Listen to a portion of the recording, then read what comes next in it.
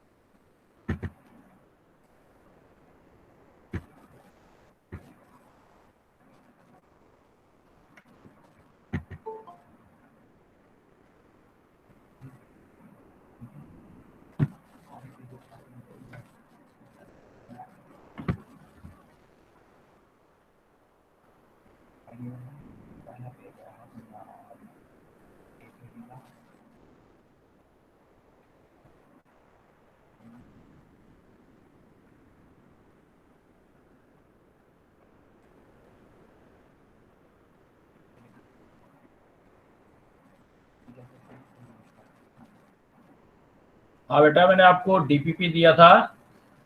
तो ये डीपीपी की जो प्रॉब्लम है, किसी ने तो वो डिस्कस कर सकते हैं 1 से लेके 5 तक किसी का।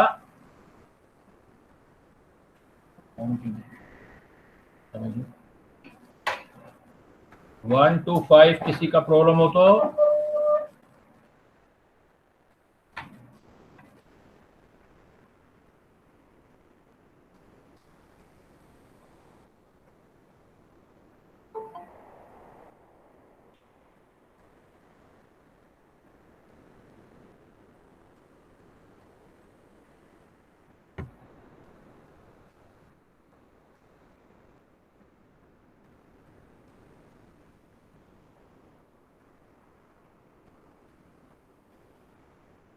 हेलो, सुन रहे हो बेटा मुझे?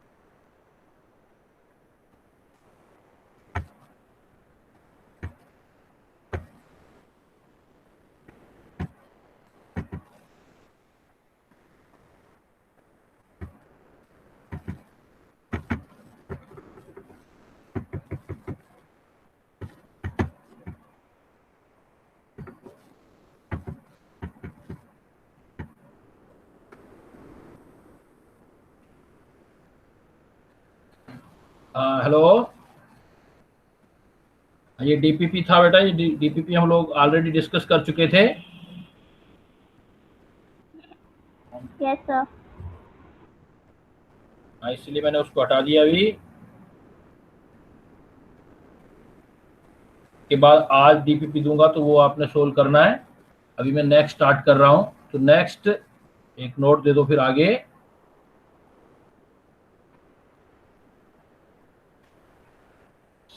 सम नेम रिएक्शन ऑफ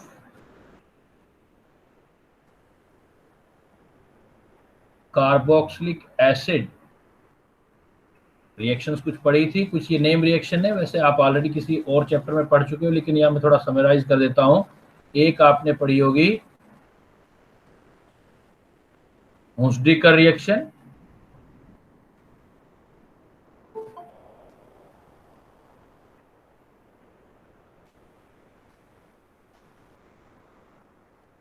हुंसडीकर रिएक्शन ये जो होती है सिल्वर साल्ट की रिएक्शन होती है। इसमें सिल्वर साल्ट 1 कार्बन कम वाला एल्काइल हैलाइड देता है। तो silver salt of carboxylic acid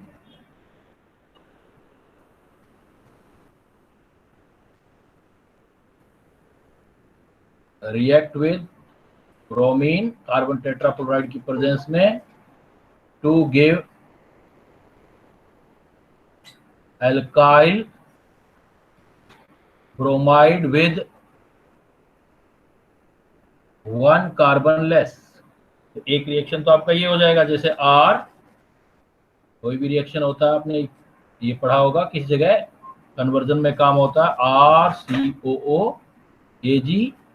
silver salt का रिएक्शन हम ब्रोमीन से करवाते हैं, कार्बन टेट्राक्लोराइड की प्रेजेंस में। तो ये Ag Br बाहर हो जाता है, CO2 बाहर हो जाता है और RBr बनता है। तो इसमें बस इसीलिए बता रहा हूं कि एक कार्बन लेस वाला एल्काइल आयोडाइड बनाना है तो आप ये यूज कर सकते हो RBr। और एक इसी टाइप इस रिएक्शन को बोलते हैं हुंसडीकर रिएक्शन। तो एक कार्बन कम एसिड से एक कार्बन कम वाला एल्काइल हैलाइड बना के फिर आगे आपको चेंज करना हो तो आगे रिएक्शन कर सकते हो। जैसे आगे क्या रिएक्शन कर सकते हैं, मान लेते हैं हम एज एग्जांपल मैं कह दूं कि आप ले लो CH3COOAg, पहला रिएक्शन करा दो। जैसे जो रिएक्शन पढ़े हैं उसके हिसाब से बात करते हैं अपने, भाई ब्रोमीन के साथ रिएक्शन करा दो कार्बन टेट्राक्लोराइड, तो ब्रोमीन से यहाँ एल्काइल हैलाइड बना दो। यहाँ हमने एल्काइल हैलाइड ले लिया। एल्काइल हैलाइड का मैं रिएक्शन कह देता हूँ, आप जो है KCN से रिएक्शन करवा दो, एक्वस KCN, फिर जो हमारा एल्काइल साइनाइड बना दो। एल्काइल साइनाइड में मैं तो ऑप्शन दे देता हूँ आप कि एल्काइल साइनाइड में आप लिथियम एल्यूमिनियम हाइड्राइड ले लो, या मैं कह देता हूँ निकेल हाइड्रोजन के साथ ले लो, या फिर मैंने कह दिया जो कल पढ़ा मैं डाइबाल एच ले लो। तो फिर यहाँ पर जो भी प्रोडक्ट बनाने हैं P और Q, वो सारा एक्सप्लेनेशन हम लोगों को देना है। तो क्या क्या आंसर होंगे, देखो सिंपल रिएक्शन है, कैसे शॉर्ट आउट करोगे आप।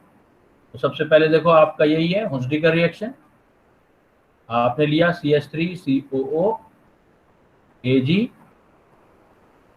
ब्रोमीन की प्रेजेंस में, तो ये डीकार्बोक्सिलेशन हो जाएगा, Ag भी हट जाएगा, तो आपके पास CH3Br आ गया। एंड नाउ CH3Br के साथ आपने रिएक्शन कर दिया KCN का, तो मेजर प्रोडक्ट AgCN होता है तो N से अटैच होता है, आइसोसाइनाइड बनते हैं। KCN होता है तो K positive C negative, best nucleophile ये है, तो मेजर प्रोडक्ट हमारे पास साइनाइड बन जाएगा CH3CN। अब जो हमारे पास ये साइनाइड बन गया। अब साइनाइड में क्या है, अगर आप स्ट्रॉन्ग रिड्यूसिंग एजेंट लोगे लिथियम एल्यूमिनियम हाइड्राइड या हाइड्रोजिनेशन करोगे और आगे चल के हाइड्रोलिसिस भी करना पड़ेगा, तो ये आपका CH3 जितने कार्बन वाला साइनाइड है उतने वाला एमीन बन जाएगा। तो एमीन का प्रिपरेशन मेथड हो गया। बट अगर आपने डाइबाल एच लिया तो कल हमने पढ़ा था इन दोनों के अंदर डिफरेंस, डाइबाल एच रिएक्शन को पहले रोक देगा, डाइबाल एच करके हाइड्रोलिसिस कर दिया तो फिर आपका हाइड्रोलिसिस दोनों में लेना है आपने, तो फिर आपका कल हमने पढ़ा था कि इसमें एल्डिहाइड बन जाते हैं, CH3CHO बन जाएगा। तो आप साइनाइड को डाइबाल एच से एल्डिहाइड में रोक सकते हो और लिथियम एल्यूमिनियम हाइड्राइड से CH3CH2NH2 में कन्वर्ट कर सकते हो। तो इस टाइप से अब देखो कि अब आपकी सारी प्रॉब्लम जो है एक दूसरे से रिलेटेड होने लग जाएगी, एक दूसरे से जो रिएक्शंस पढ़ रहे हैं सारा आपका रिलेटेड होने लग जाएगा। इसी टाइप का एक सेकंड रिएक्शन है आपका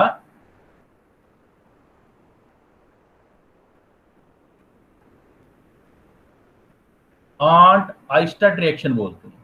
आंट आइस्टर्ट रिएक्शन में एक कार्बन इंक्रीज करके हम जो है एसिड से रिएक्शन करवाते हैं। जैसे आपको दे दिया RCOOH, तो आपका ये रिएक्शन जो होगा इसमें डायरेक्ट में लिखना चाहूं तो डाइएजोमीथेन से रिएक्शन कराओगे आप CH2N2 से, और ये CH2 यहां पर आपका इंसर्ट हो जाता है, तो एक कार्बन ज्यादा वाला आपका एसिड बन जाता है COOH। तो एक ज्यादा एसिड पर आप जा सकते हो, तो आगे चलना है आपको। यहां से एक कम कार्बन वाला एसिड भी रोक सकते थे, जैसे साइनाइड है, इसका हाइड्रोलिसिस डायरेक्ट ही कर देते हैं हम, तो यहाँ पर CH3COH बन जाता। तो ये जो रिएक्शन है आप ये आप ऐसे देखेंगे बेटा, तो कंप्लीटली अगर आपने देखना है ऐसे, सपोज ये रिएक्शन आपके ऐसे होगा जैसे RCOOH में कन्वर्जन देगा, जैसे पहले रिएक्शन कराएगा SO2 SOCl2 थाइनिल क्लोराइड SOCl2, फिर आपको देगा ये कहेगा CH2N2 से रिएक्शन कर दो, फिर वो कहेगा आपका रिएक्शन ड्राई या मोइस्ट Ag2O से कर दो। मोइस्ट Ag2O का मतलब AgOH होगा, तब जाके हम सॉल्यूशन बनाएंगे। तो कैसे रिएक्शन होगा देखो आप, here suppose we have carboxylic acid RCOH, आप रिएक्शन कराना चाहते हो थाइनिल क्लोराइड से SOCl2 से, तो SOCl2 क्या होगा, HCl बाहर हो जाएगा, SO2 बाहर हो जाएगी और एक Cl इसके साथ अटैच हो जाएगा, देन बन जाएगा RCOCl, एसिड क्लोराइड बन गया। अब ये जो आपका एसिड क्लोराइड यहाँ पर बना है, एसिड क्लोराइड का अब डाइएजोमेथेन से रिएक्शन करोगे, आइस्टर्ट रिएक्शन, नाइट्रोजन काफी स्टेबल है, बाहर हो जाएगा और CH2 ये कार्बीन है यहाँ इंसर्ट हो जाएगा, RCH2COCl। अब आप हाइड्रोलिसिस करोगे, अगेन मोइस्ट Ag2O मतलब Ag2O या AgOH, AgOH में AgCl बाहर हो जाएगा और आपका वापस RCH2COOH आ जाएगा। तो एक कार्बन वाला ज्यादा एसिड की तरफ ले जाना है आपको, तो आप name reaction Arndt Eistert reaction use करो। आपको एसिड को ज्यादा कार्बन वाला एसिड में कन्वर्ट करना है, एसिड को कम में करना है तो आप हुस्डीकर रिएक्शन ले जाके बाद में साइनाइड से रिएक्शन करके एंड हाइड्रोलिसिस कर लेंगे आप। तो इस टाइप से ये दो रिएक्शन भी आप स्पेशली ध्यान रखना, अलग अलग जगह पे आती है, एक में कम कार्बन करने एसिड से और एक में ज्यादा कार्बन करने। तो ये रिएक्शन आपका बेटा हो जाएगा हुस्डीकर रिएक्शन और आंट आइस्टर्ट रिएक्शन। यहां ध्यान रखना, इस हुस्डीकर रिएक्शन में अगर आपने Br की जगह ऊपर वाली रिएक्शन तो मैंने आपको हुस्डीकर रिएक्शन बताई है, अगर इस रिएक्शन में ब्रोमीन की जगह आयोडीन यूज कर लिया तब रिएक्शन का नाम बदल जाता है। If iodine is use then reaction is Simonini reaction, तब इसको सिमोनिन रिएक्शन बोलते हैं। हुस्डीकर से नाम इसका बदल जाएगा, इसको हम सिमोनिन बोलेंगे। बहुत रेयर चांसेस होते हैं डायरेक्ट नाम से आ जाए, हुस्डीकर पूछा जाता है आंट आइस्टर्ट, बट आपको पता होना चाहिए कि ऊपर वाली रिएक्शन में हम कार्बन का डिसेंडिंग कर रहे हैं, कार्बन कम कर रहे हैं एसिड से, और यहाँ पर जो है हम कार्बन इंक्रीज कर रहे हैं। क्लियर बेटा, ये आपके एसिड का रिएक्शन हो जाएगा। अब जो एसिड डेरिवेटिव हैं इनका कुछ इंपॉर्टेंट रिएक्शन है। Now I am going to discuss with you these following reaction of acid derivative and nitrogenous compound. Sir KCN की हाइड्रोलिसिस से रिएक्शन करा के और फिर उसका हाइड्रोलिसिस करके भी तो कार्बन बढ़ रहा है ना। हाँ, केसीएन से भी कर सकते हो आप।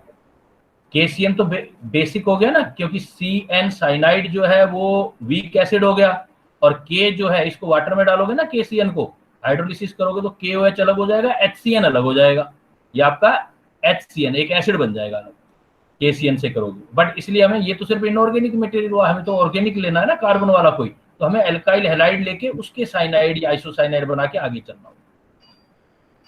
ठीक है, ठीक है। चलो आगे चलता हूं बेटा मैं। अब देखो, अब कुछ मैं आपको और इंपॉर्टेंट रिएक्शन बताने जा रहा हूं। अब हम कर रहे हैं रिएक्शन एसिड की डेरिवेटिव पर पहुंच जाते हैं। एसिड के डेरिवेटिव में सबसे इंपॉर्टेंट रिएक्शन, पहले हम कोई भी एसिड डेरिवेटिव होता है उसकी हाइड्रोलिसिस काफी इंपॉर्टेंट होती है। नेक्स्ट मैं जो ले रहा हूं,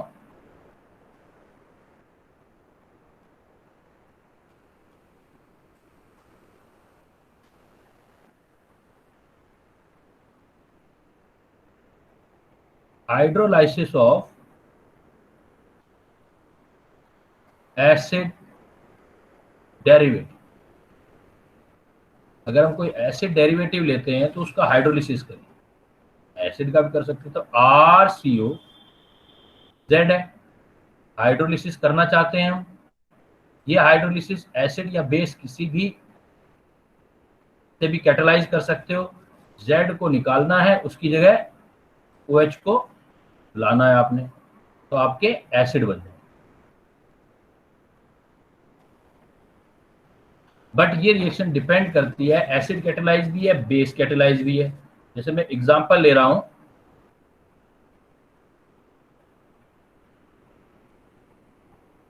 hydrolysis of ester. Hydrolysis of ester, ये एसिड कैटेलाइज भी होता है, बेस कैटेलाइज भी होता है। एसिड कैटेलाइज भी ले सकते हैं और बेस कैटेलाइज भी ले सकते हैं। क्या फर्क है दोनों के अंदर? एक पहले सिंपल वे में देखते हैं। अपने सिंपल वे में देखेंगे जब हम, तो सिंपल वे के अंदर देखो, सपोज सिंपल रिएक्शन लिया हमने RCOOR, ये एस्टर लिया हमने, RCOOR एस्टर लिया, इसकी हाइड्रोलिसिस कर रहे हैं हम HOH, और हाइड्रोलिसिस कर रहे हैं हम एसिडिक मीडियम में कर रहे हैं। तो जो एसिडिक मीडियम होगा वो रिवर्सिबल रिएक्शन होगी, जो कल हमने पढ़ी थी एक रिएक्शन एस्ट्रिफिकेशन, उसका अपोजिट होती है हाइड्रोलिसिस। तो हाइड्रोलिसिस ऑफ एस्टर अगर हम करेंगे, अभी मैं आगे चल के आपको बताऊंगा अभी कि इसमें दो तरह से बॉन्डिंग ब्रेक होने के चांसेस होते हैं, या तो ये वाला बॉन्ड ब्रेक होता है या ये वाला। ये कब होता है, ये कब होता है अभी बताता हूँ। अभी जनरली क्या है कि जनरली आप इसमें SN2 टाइप वाली रिएक्शन ही देते हो, इसलिए जनरली आप ये ब्रेक करते हो। जनरल जब भी रिएक्शन आ जाए हाइड्रोलिसिस ऑफ एस्टर, ये ब्रेक करोगे, क्योंकि ऊपर मैंने यही बताया है, गुड लिविंग ग्रुप बाहर करोगे और इधर से आप OH दे दोगे, ये बन जाएगा आपका RCOOH। बट जो एसिड कैटेलाइज रिएक्शन है, उस एसिड कैटेलाइज रिएक्शन में ये रिवर्सिबल है, तो पीछे चली जाएगी, साथ में आपका अल्कोहल बन जाएगा ROH। तो यहां इसी रिएक्शन को सपोज हमने बेस कैटेलाइज कर दिया, बेस जैसे NaH से कर दिया, इसमें एक फर्क है क्योंकि बेस काफी स्ट्रॉन्ग है, तो ये एसिड जो बनेगा ना, ये आगे फिर बेस से फर्दर रिएक्ट करके साल्ट बना देगा, ब्रेकिंग यहीं से होगी RCOONE। और ये देखो मैंने इरिवर्सिबल रिएक्शन लिखा है, प्लस हो जाएगा R स्टार वाला OH। तो ये जो रिएक्शन होती है एसिड कैटेलाइज जो है वो आपका है रिवर्सिबल रिएक्शन। बट जो बेस कैटेलाइज रिएक्शन है वो इरिवर्सिबल है, और इसी रिएक्शन का यूज जो इरिवर्सिबल है आगे इस चीज को बनाने में करते हैं। जब इसमें ये लॉन्ग चेन आ जाती है कार्बन की, तो लॉन्ग चेन कार्बन होने पर ये सोप बनता है, सोप। इसलिए इस रिएक्शन का स्पेशली नाम, जो इरिवर्सिबल वाली रिएक्शन है, बेस कैटेलाइज है, इसको सपोनिफिकेशन भी बोलते हैं। सपोनिफिकेशन, सोप का फॉर्मेशन। सपोनिफिकेशन मतलब सोप की फॉर्मेशन हो रही है। तो वैसे तो सभी को स्पोनिफिकेशन बोल देते हैं, लेकिन सोप तब होगा जब ये लॉन्ग चेन होगी कार्बन काफी। जब आप सोप देखते हो तो सोप की कभी देखना कवर देखना आप, जिसके अंदर पैक होता है उसके ऊपर फार्मूले लिखे होते हैं सोप के। तो यहाँ R जो ग्रुप होगा कार्बन की चेन C15 C17, इतने इतने बड़ी चेन होगी, कार्बन 15 17 ऐसे 16, तो इतना लंबा चेन होता है। तो सोप के अंदर तो ये रिएक्शन स्पोनिफिकेशन में काम आती है। बट मैंने आपको क्या बोला कि आपको जनरली क्या करना है,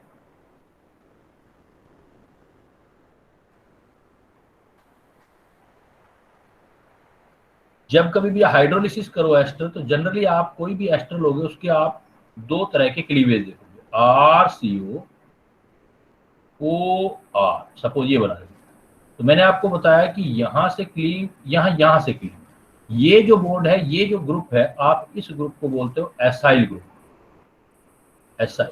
तो एसाइल वाला, ये वाला क्लीवेज जब होता है एसाइल, तो एसाइल वाला क्लीवेज मोस्टली आप करते हो, मोस्ट फेवरेबल।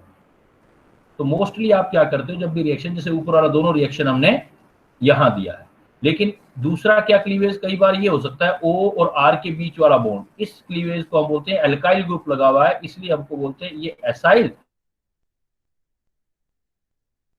एल्काइल। एल्काइल मतलब RO बॉन्ड क्लीव। ये कब करना है, इसको आपने ध्यान देना है। कुछ केसेस में ये होगा, अगर R आपका, कल भी बात बताई थी मैंने, एक तो या तो R क्या हो, R गिव्स स्टेबल कार्बोकेटाइन, अगर आपको R स्टेबल कार्बोकेटाइन दे रहा है, तब आपको R और O के बीच वाला बॉन्ड ब्रेक करना है। या फिर क्या हो कि जो ये दूसरी साइड वाला जो R है, ये वाला R, ये मोर हिंडर्ड हो, या तो होना क्या होना चाहिए, if R give stable carbocation और RCO, ये वाला एसाइल वाला, is more hindered, is more hindered. अगर आपकी यहां पर हिंड्रेंस बहुत ज्यादा है, देन न्यूक्लियोफाइल यहां अटैक नहीं कर पाता, इसलिए हमें फिर यहां हिंड्रेंस कम होती है, ये ब्रेक करना होता है। या फिर हमें क्या करना होता है कि जब हमारे पास ये जो O के साथ वाला R है, ये काफी स्टेबल कार्बोकेटाइन बना रहा हो। स्टेबल कौन कौन से होते हैं, 3 डिग्री, एलाइल, बेंजाइल, इस टाइप वाले अगर कार्बोकेटाइन आ रहे होते हैं, देन हम जो है यहां से ब्रेक करेंगे। तो आपने जनरली क्या सोचना है, जैसे ही हाइड्रोलिसिस ऑफ एस्टर का केस आ जाता है आपका, तो आप क्या है, you are suppose to saw the structure of substrate, structure of ester, and in normal way always जो आपका ब्रेक होगा वो CO बॉन्ड ब्रेक होगा, क्योंकि SN2 मैकेनिज्म एसाइल जगह पे होगा। बट इफ दिस R जो O के साथ वाला सिंगल बॉन्डेड R है, RCO वाला नहीं, R वाला, अगर ये मोर हिंडर्ड है, मतलब 3 डिग्री कार्बोकेटाइन बना रहा है, एलाइल बना रहा है, बेंजाइल बना रहा है, then you can go with the cleavage of this bond. And secondly, if there is hindrance is high, यहाँ पर बहुत सारे ग्रुप है, तो यहाँ पर आके कोई अटैक नहीं कर पाएगा, इसलिए फिर भी यहाँ अटैक होगा। तो इसको समझने के लिए we need to see the following some example। जैसे मैं आपको कुछ एग्जांपल से और इसको एक्सप्लेन करता हूँ मैं। You need the following example, you can see, you can watch some this type of example। Suppose मैंने आपको कुछ एग्जाम्पल दी, let me share some example. जैसे एग्जाम्पल नंबर 1 दे रहा हूं मैं आपको, ये वाला मैंने लिख दिया, ये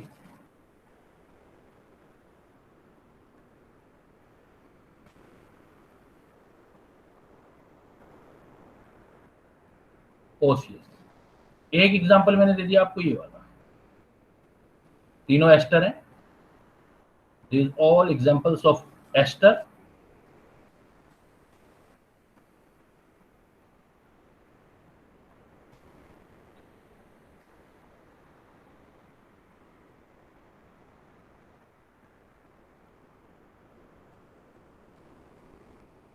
एक एग्जाम्पल ये।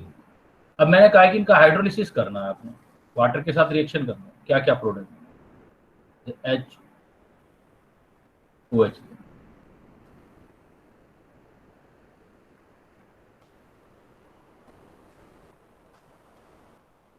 If you are paying attention on the structure of all these ester, then you can see a clear difference between the structure of all these 3 esters, first, second and third। What is the difference in 3 structures? Here you can see that ये दोनों ये simple वाले हैं, ये acyl group पड़ा है, ये आपका एल्काइल ग्रुप है। तो इन जनरल जब भी कुछ स्पेसिफिसिटी नहीं दिख रही, स्पेसिफिसिटी क्या, जो एल्काइल ग्रुप है वो स्टेबल कार्बोकेटाइन नहीं बना रहा, 3 डिग्री नहीं है, एलाइल नहीं है, बेंजाइल नहीं है। दूसरी बात, यहाँ पर कोई ज्यादा हिंड्रेंस है नहीं, sp2 हाइब्रिडाइजेशन है, then you always go on cleavage of acyl CO bond. यहाँ करोगे तो ये यहाँ करोगे तो CH3, तो OH जो होगा आपका यहाँ चला जाएगा। तो इसका प्रोडक्ट क्या बना मेरे पास, CO और OH, साथ में क्या बना आप ये देखोगे CH3OH। तो कौन सा O कहाँ गया है ये आपको डिसाइड हो रहा है, CH3COH। अब यहां देखेंगे आप तो here you can see the hindrance, तो यहां पर आप देख रहे हो आप काफी हाई हिंड्रेंस है, हाई हिंड्रेंस। अब यहां पर आपका हिंड्रेंस बहुत ज्यादा आ रहा है, हिंड्रेंस ज्यादा आ रहा है तो ये वाला जो बॉन्ड है इसको आप ब्रेक नहीं कर सकते, आप ये क्लीव नहीं कर सकते। तो अब आपको क्लीव क्या करना पड़ेगा, एल्काइल वाला ग्रुप करना पड़ेगा। या हिंड्रेंस ज्यादा थी इसलिए यहां पर OH अटैक नहीं कर पाएगा, तो ये OH जो होगा इस पॉजिटिव चार्ज पर अटैक करेगा और ये यहां चला जाएगा, यहां चला जाएगा। देखो प्रोडक्ट में फर्क आ जाएगा आपका, there is a difference at the point of cleavage. यहां पर आपका ये वाला बॉन्ड क्लीव नहीं हुआ इसलिए इसके साथ H जाएगा, प्लस वो दूसरे वाला CH3OH बन जाएगा। और अगर आप इस फाइनल वाले के अंदर देखेंगे आप RCOCH3, इसमें देखो यहाँ हिंड्रेंस तो नहीं है, बट ये देखो यहां पर आपके पास O है, यहां आपके पास O आ रहा है, तो इसका मतलब सिंपल केस हो गया। अब ये भी स्टेबल कार्बोकेटाइन तो नहीं बना रहा, स्टेबल तो तब बनाता है यहाँ कुछ और आता, तो इसका मतलब यहां फिर वापस again you can give cleave from here,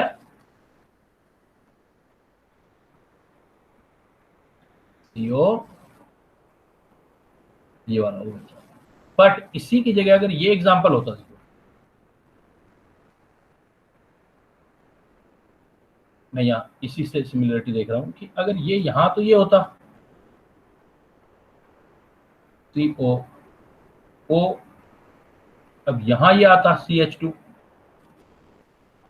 अब आप देखोगे हिंड्रेंस यहां पर लेस है, लेकिन यहां ये कार्बोकेटाइन बन सकता है और ये है बेंजाइल कार्बोकेटाइन, इसको यहाँ की स्टेबिलिटी मिलेगी, तो यहाँ प्रेफर नहीं करोगे, वापस यहाँ करोगे। तो ये जो एल्काइल वाला क्लीव कब करते हो, जब आपको ये स्टेबल कार्बोकेटाइन मिल रहा हो, क्या बनेगा अब आपका HOH, ये बन जाएगा आपका।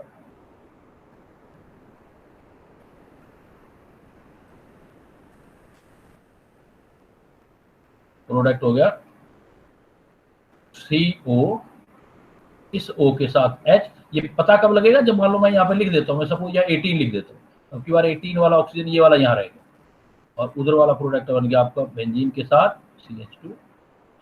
तो जब भी आप हाइड्रोलिसिस करो तो सिंपल है, तो सिंपली ध्यान रखो आप, जब भी आपको हाइड्रोलिसिस करना है तो क्या करोगे आप, जब भी आपको हाइड्रोलिसिस करना है तो सिंपली आपको जनरली एसाइल वाला क्लीव करना है, C और O वाला क्लीव करना है, सिर्फ दो कंडीशन को छोड़ के। वो दो कंडीशन कौन से वाली है, या तो R स्टेबल कार्बोकेटाइन दे रहा हो, या यहाँ पर हिंड्रेंस ज्यादा हो, देन आप R को अलग से निकाल के उसके साथ OH देंगे, अदरवाइज OH इधर से आप देंगे। तो चाहे एसिड कैटेलाइज करें चाहे बेस कैटेलाइज करें, दोनों में इसी तरीके से लेना है। फर्क सिर्फ इतना होगा, जब आप एसिड कैटेलाइज करोगे तो यहाँ एसिड बनेगा, बेस कैटेलाइज करोगे तो यहाँ पर एसिड का साल्ट देना है जिसके साथ आप बना रहे हो। क्लियर बेटा, कोई डाउट, कर लोगे हाइड्रोलिसिस? Yes, sir.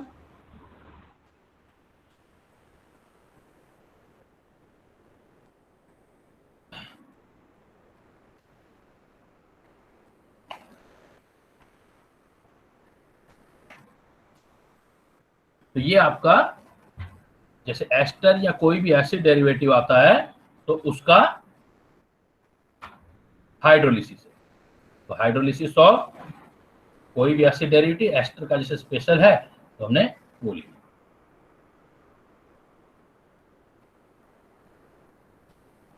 तो एसिड डेरिवेटिव के बाद फिर हम आते हैं, हमारे पास एक रिएक्शन है एसिड के डेरिवेटिव की ही, एस्टर की, एक एमाइड की। एक एमाइड का इंपॉर्टेंट रिएक्शन है, इसको बोलते हैं हम, काफी इंपॉर्टेंट रिएक्शन की कैटेगरी में ये हॉफमैन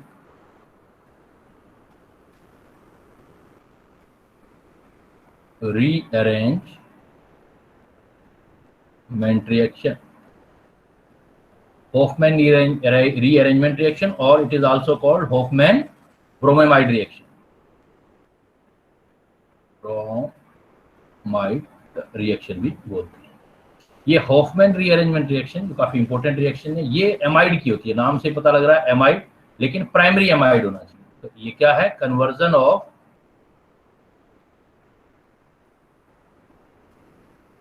कन्वर्जन या ऑक्सीडेशन, ज्यादा बेटर वर्ड है क्योंकि ऑक्सीडेशन रिएक्शन है ये। ऑक्सीडेशन ऑफ प्राइमरी, ये मस्ट है, प्राइमरी अमाइड, चाहे एलिफेटिक हो चाहे एरोमेटिक, प्राइमरी अमाइड प्राइमरी होना चाहिए, इवन एलिफेटिक और एरोमेटिक। तो कन्वर्जन या oxidation of primary amide into primary amine, एक तरह से एमीन का प्रिपरेशन मेथड हो गया, primary amine. Conversion of oxidation of primary amide into primary amine, वो भी एलिफेटिक या aromatic, having 1 carbon less than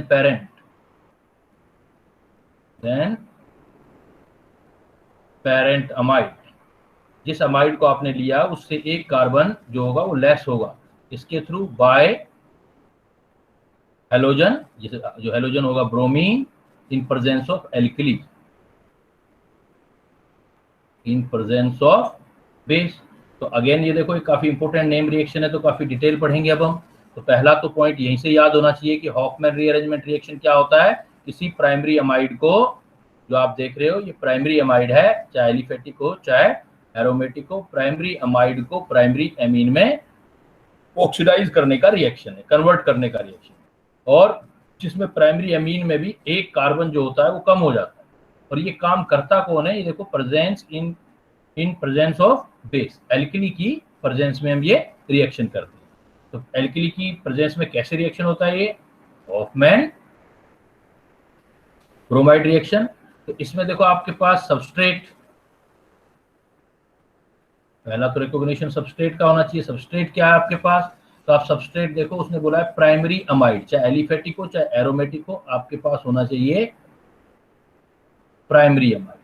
तो प्राइमरी अमाइड का मतलब क्या समझना है? अमाइड क्या होता है? CO के साथ NH2 आ जाएगा, NH आ जाएगा तो सेकेंडरी अमाइड आ जाएगा। CO के साथ NH2 आ जाता है तो इसको हम प्राइमरी अमाइड बोलते हैं। CO के साथ NH2 आ जाएगा, इधर चाहे एलिफेटिक हो चाहे एरोमेटिक हो, उससे फर्क नहीं पड़ता, लेकिन प्राइमरी अमाइड CONH2 आ जाएगा, प्राइमरी अमाइड होना चाहिए। सबस्ट्रेट के बाद आपका दूसरा है रिएजेंट। इसमें रिएजेंट उसने क्या बोला है आपके पास? Bromine in presence of base, जैसे NaH वगैरह, bromine in presence of base होना चाहिए। तो bromine in presence of base, this reagent, do you recognize this reagent? This reagent is also used in another very important reaction, that is the haloform reaction. In previous classes we have you have been already studied bromine and NaH जो है ये आप पहले भी कर चुके हैं। ये आपका हेलोफॉर्म रिएक्शन में भी यूज हो सकता था, ब्रोमोफॉर्म, माइलोफॉर्म। तो bromine plus NaH same reagent है उसी रिएक्शन का, लेकिन वो जो था CH3CO रिएक्शन देता था, मिथाइल कीटो, लेकिन यहाँ ये प्राइमरी अमाइड दे रहा है। तो आप साथ में इसमें डिफरेंस भी क्लियर करते जाओ। तो ये मैंने आपको रिएक्शन दिया, तो इसमें एक सिंपल रिएक्शन लिखेंगे। सिंपल एग्जांपल रिएक्शन कैसे आएगा?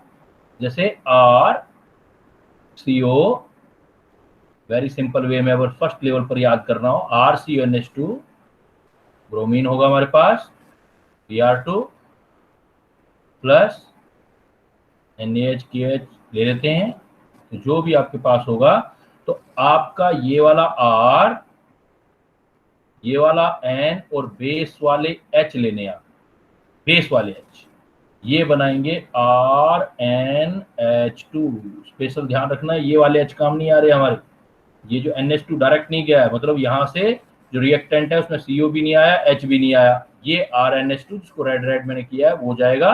बाकी आपके जो चीजें बनेंगी, ये CO जो है आपका Na या K जो भी ले रहे हो उसके Na2 CO3 के साथ चला जाएगा। बाकी Na आपका 4 है, RNH2 Na2CO3 और आपका ये ले लो एक, ये HOH के साथ वाटर की फॉर्म में चले जाएंगे बाकी सब, HOH।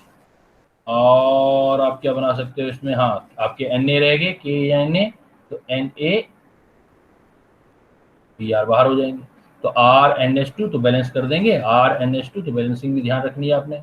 4Na है, देखो 2Na ये रहे, 2Na ये रहे, ब्रोमीन भी बैलेंस हो गए, N बैलेंस होगा, CO बैलेंस हो गया, वाटर OH इसके देखो यहाँ 3OH है, ये 3 कर दो, 3OH ये रहे, और आपके यहाँ से OH बैलेंसिंग चेक कर लेंगे एक बार, 2H जा रहा है तो उसमें कम कर देंगे हम।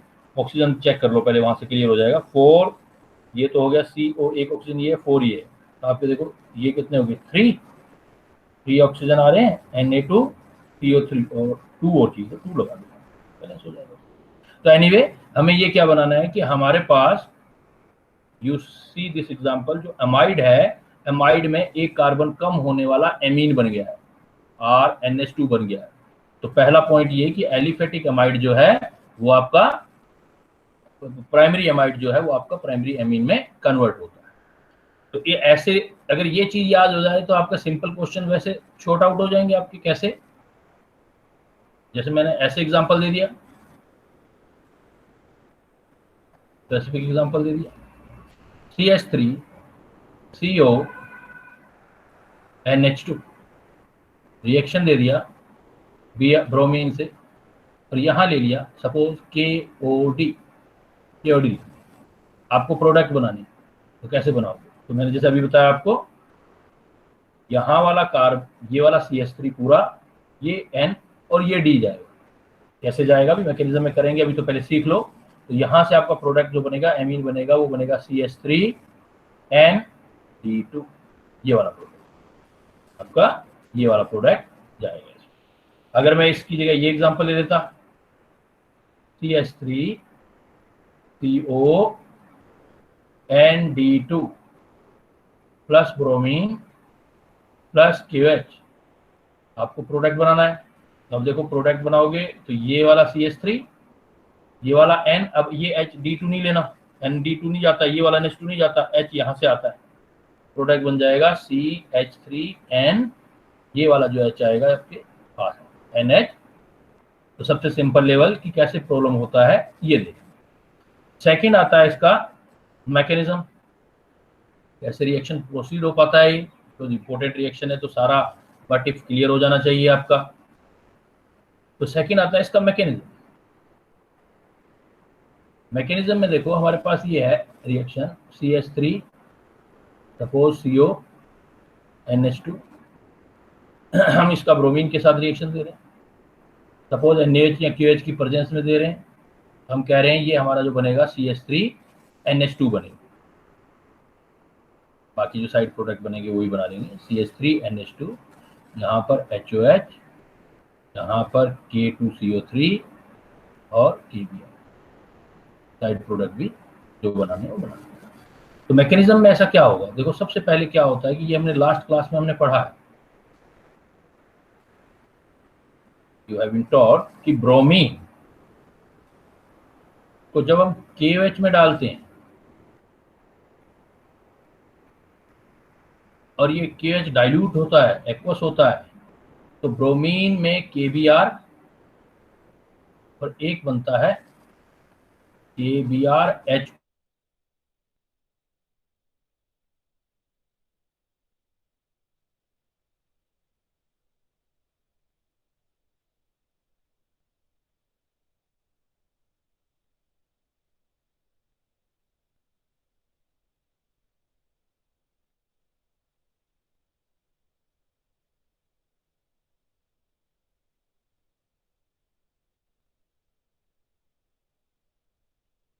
प्रोवाइडर बोल सकते हो आप, ऑक्सीडाइजिंग एजेंट का काम भी कर सकता है।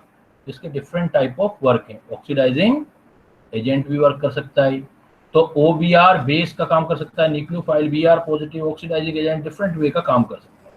अब ये क्या होगा कि जैसे HOBr बनेगा इसके अंदर, KBr HOBr, अब स्टेप यहाँ से स्टार्ट होगा, इधर होगा CH3, ये है CO, ये है NH2। अगर डायरेक्ट बेस लेते तो डायरेक्ट बेस के साथ OH के साथ, जैसे KOH के साथ, ये H एसिडिक काम नहीं करता, अगर मैं डायरेक्ट KOH लेता तो ये एसिडिक नहीं करता, लेकिन अगर मैं इसको HOBr के साथ ले लूं तो इसको HOBr के साथ, बिकॉज OH नेगेटिव और Br पॉजिटिव है, तो ये वाला H, नाइट्रोजन के साथ वाला H एक्ट एज एसिड, यहाँ पर एक्ट एज एसिड का काम करेगा और OH इसको जो होगा वो निकाल देगा, OH निकाल देगा। देन हमारे पास क्या बन जाएगा, ये CH3 CO और NH, OH इसको निकाल के अपना Br दे देगा, NHBr, तो यहाँ पर ये H2O बाहर हो गया। तो पहला स्टेप ये है कि ये जो Br QH के साथ रिएक्ट करता है, इसमें HOBr बनता है, वो HOBr के साथ अब एग्जाम में आ जाए HOBr हाइपोब्रोमस एसिड, इसको बोलते हैं हाइपोब्रोमस एसिड के साथ एमाइड जो है उसका H एसिडिक कैरेक्टर करता है, वर्क करता है। लेकिन अब जब NH के साथ Br आ गया तो ये भी इलेक्ट्रॉन इधर खींचेगा, ये हो गया, तो अब ये हाईली एसिडिक हो गया।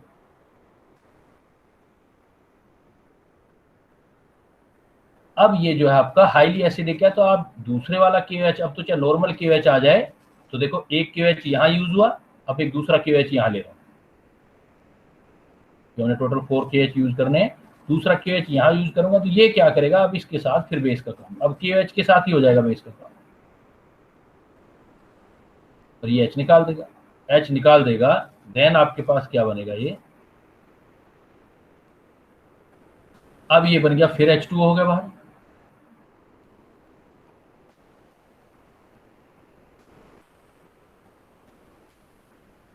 तो H2O दूसरा बाहर जा रहा है, एक ये था, एक ये दूसरा बाहर जा रहा है, और यहां पर हमारे पास N जैसे H पॉजिटिव जाएगा तो ये बन जाएगा आपका CH3 CO और N पर नेगेटिव चार्ज, H बाहर चला गया था Br, और इधर यहाँ आपका एक K पॉजिटिव निकला था। अब यहाँ है ना, ये सबसे इंपॉर्टेंट चीज है बेटा, ये जो N ब्रोमो, इसको हम बोलते हैं N ब्रोमो एसाइल नाइट्रीन, ये जो N ब्रोमो वाला है, N ब्रोमो वाला, तो यहाँ क्या होता है, अब ये मिथाइल ग्रुप माइग्रेट होता है, वैसे समझते हैं, नेगेटिव होता है तो ये मिथाइल ग्रुप इस पर माइग्रेट होता है, जैसे ये माइग्रेट होता है इधर से Br भी बाहर निकलने लग जाता है। तो ये जो स्टेप है हमारा, जो अब स्टेप कर रहे हैं, यही हमारा रेट डिटरमिनिंग स्टेप है। रेट डिटरमिनिंग स्टेप किसका कर रहा है, माइग्रेशन ऑफ एल्काइल ग्रुप,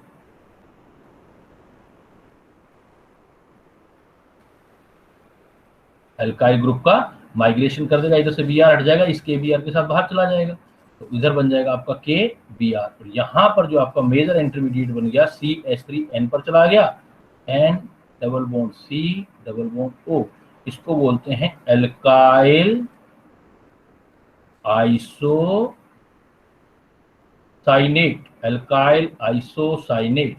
तो एल्काइल आइसोसाइनेट जो है ये इस रिएक्शन का मेजर इंटरमीडिएट, मेजर इंटरमीडिएट। ये एग्जाम में पूछा जाता है आपसे कि भाई इस रिएक्शन में, होफमैन ब्रोमाइड रिएक्शन में, यहां तक बात करें तो क्या बना, वैसे तो इंटरमीडिएट बहुत बने, ये देखो ये बना N bromo acetamide, N bromo acetamide, N bromo acyl nitrene, इसको बोलते हैं N bromo.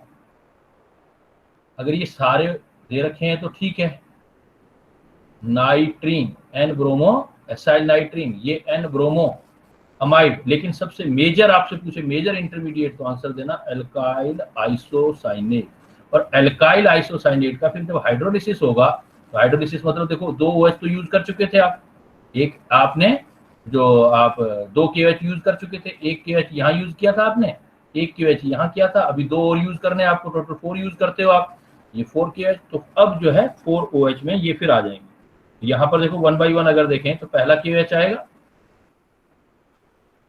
A positive OH negative, जैसे K पॉजिटिव और OH नेगेटिव आएगा तो ये K यहां से आपका OH कार्बन पर अटैक हो गया, तो क्या बन गया CH3N, N पर वापस नेगेटिव, और C डबल बॉन्ड O, और इस पर OH, की चाहो तो साथ में दे दो, लेकिन अब ये देखो OH है और नाइट्रोजन पर नेगेटिव चार्ज है तो बेसिक हो गया, इसलिए ये हाइड्रोजन फटाफट इसको वापस दे देगा, ये इसको वापस दे देगा तो ये बन जाएगा CH3NH3OO नेगेटिव। फिर एक KH और दे दो, देखो थर्ड वाला KH ये हो गया, फोर्थ वाला ये आ गया, तो वापस वही चीज आएगी, H इसके पास चला जाएगा N के पास, K इसके पास चला जाएगा, तो ये बन जाएगा CH3NH2 और ये बन गया आपका एक के पहले था, एक के दूसरा, KCO3 नेगेटिव। ये K और एक पिछले वाला ये K मिलके K2CO3 बना देंगे, जो आपने ऊपर रिएक्शन में देखा। तो इस रिएक्शन में आपने क्या क्या पॉइंट देखे? जो सबसे इंपॉर्टेंट पॉइंट था वो है इसका इंटरमीडिएट बनना, इस रिएक्शन का इंटरमीडिएट बनना, CH3NCO एल्काइल आइसोसाइनेट। बना कैसे? पहले CH3CONH2 का H एसिडिक डायरेक्ट काम नहीं कर सकता था, but it can act as acid if we use hypobromous acid, and hypobromous acid can be formed with the reaction of bromine and KOH. KOH cannot act as base direct H of amide, but KOH जब HOBr करेगा तब ये H निकल गया, और एक बार H निकलने के बाद Br और आ गया, CO का भी सपोर्ट है, फिर ये एसिडिक होते चले गए, तो OH इन H को निकालता चला गया, तो अल्टीमेटली यहाँ तो सिर्फ N रहा। इसलिए तो हमने कहा था कि जो पेरेंट्स NH2 होता है, पेरेंट्स NH2 का सिर्फ N यूज करना है, तो यहाँ N आया। और फिर क्या हुआ, ये जब इंटरमीडिएट बना तो एल्काइल ग्रुप N पर ट्रांसफर हो गया, तो हमें सबस्ट्रेट से क्या मिला? CH3 और N मिल गया। CO बाद में बाहर निकल गया, कार्बोनेट से CO बाहर निकल गया, जब हमने H2CO3 की फॉर्म में निकाला तो CH3NH2, तो N के पास H कहाँ से आए? H जो आ रहे हैं वो बेस से आ रहे हैं, इसलिए हम कह रहे थे कि भाई CH3NH2 में से ये एल्काइल ग्रुप ले लिया करो, एक N ले लिया करो और H बेस वाले यूज किया करो। कोई डाउट बेटा इसमें? काफी इंपॉर्टेंट रिएक्शन है, कोई पॉइंट अनक्लियर है तो पूछ सकते हैं आप।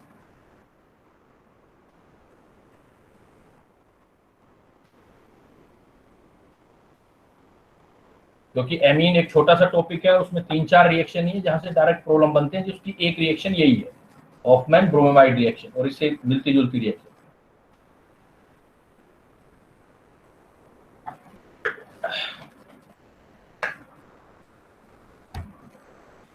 तो अब देखो इस रिएक्शन में क्या क्या आपको इंपॉर्टेंस दिखे।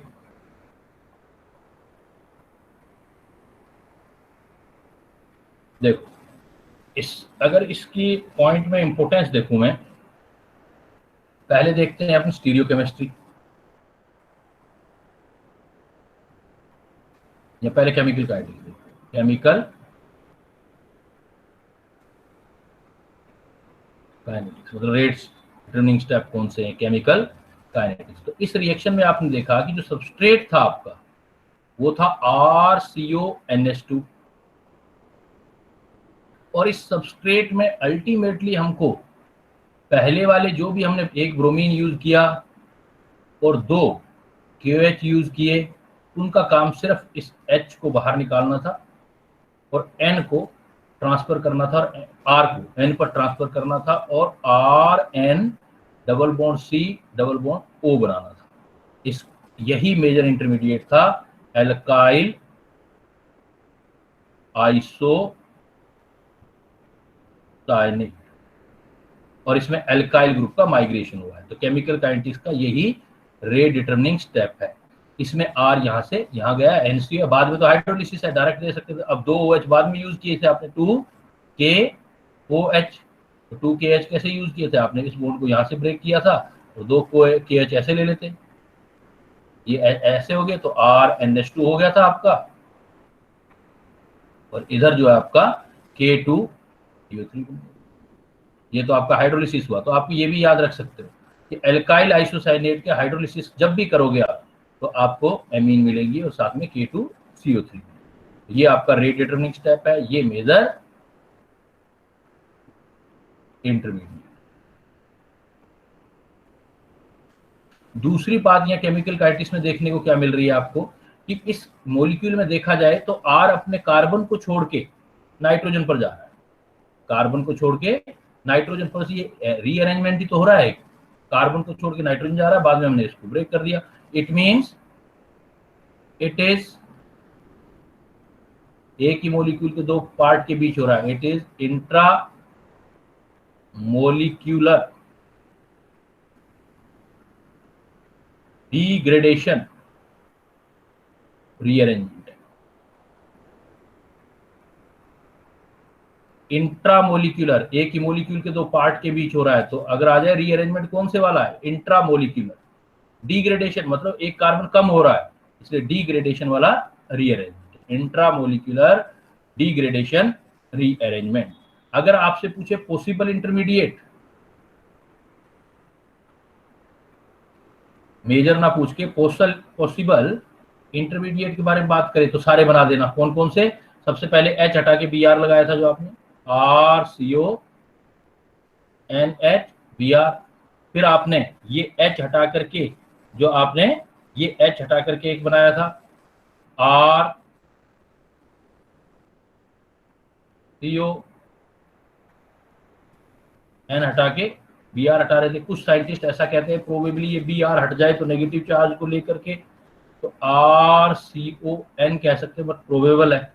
ये नाइट्रीन इंटरमीडिएट जो आपने पढ़ा होगा, नाइट्रीन भी पॉसिबल है, पॉसिबिलिटी की बात कर रही है। और लास्ट में जब आर ट्रांसफर हो जाएगा तो ये तो बनाना ही है आर एन डबल बॉन्ड। लेकिन अगर एक ही आंसर सेलेक्ट करना हो तो एल्काइल आइसोसाइनेट आप देंगे। That is the chemical kinetics of the Hoffmann bromide. Second thing,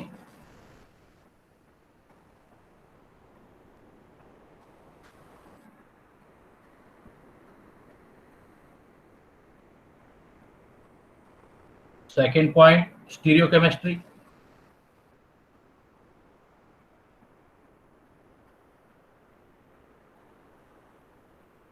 क्योंकि इंपॉर्टेंट है इसलिए काफी कुछ पॉइंट बता रहा हूं इसके में।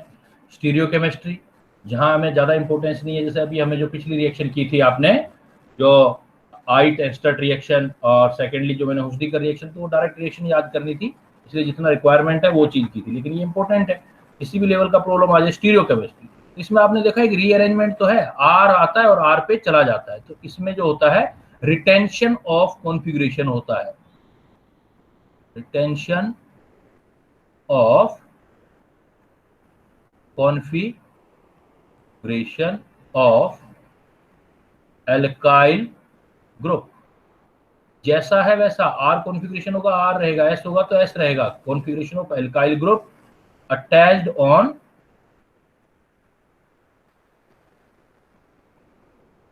कार्बोनिल कार्बन, जो कार्बोनिल कार्बन पर अटैच होता है उसका रिटेंशन रहेगा। रिटेंशन कैसे, क्या कहना चाहता है वो,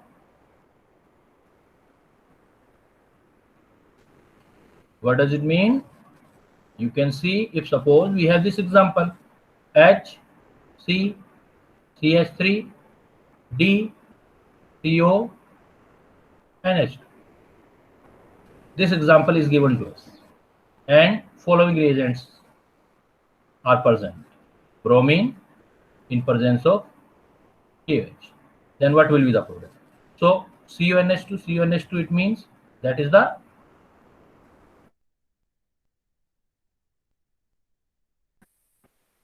और प्राइमरी एमाइड में मैंने डायरेक्ट बोला है कि इसके लिए तो अब ये सारा आपका जो इधर वाला है वो सारा आर ही तो हो गया, इसके लिए ये सारा आर हो गया, ये सारा आर हो गया। आपको करना क्या है, इस आर को किसके साथ अटैच करना है, नाइट्रोजन को, और इधर का एच की बजाय डी ले लेते हैं समझने के लिए। अगर ये डी है तो आपका प्रोडक्ट क्या बनेगा, यहाँ तो कोई चेंज नहीं आएगा कॉन्फ़िगरेशन में, जैसा है वैसा ही रहेगा। प्रोडक्ट आपका क्या बनेगा, HCCH3, आर जैसा था वैसा ही, मतलब इसका रिटेंशन या कॉन्फ़िगरेशन जो है वो रिटेन हो गया है। रिटेन मतलब बना ही रहना, और इन्वर्जन मतलब उल्टा हो जाना, एच इधर आ जाना। ये एच इधर नहीं आएगा क्योंकि यहाँ से टूटा है, यहीं से नाइट्रोजन से अटैच हो जाएगा, यहाँ से टूटा था यहीं नाइट्रोजन से अटैच हो जाएगा, और हाइड्रोलिसिस आगे करोगे तो NH2 आ जाएगा। तो ये एक काफी इंपॉर्टेंट पॉइंट है स्टीरियोकेमिस्ट्री में कि यहाँ एनेंशियोमर पेयर नहीं बनेगी। अगर ये आर कंपाउंड है, अगर ये आर है तो आर ही रहेगा, एस है तो एस ही बनेगा। Does not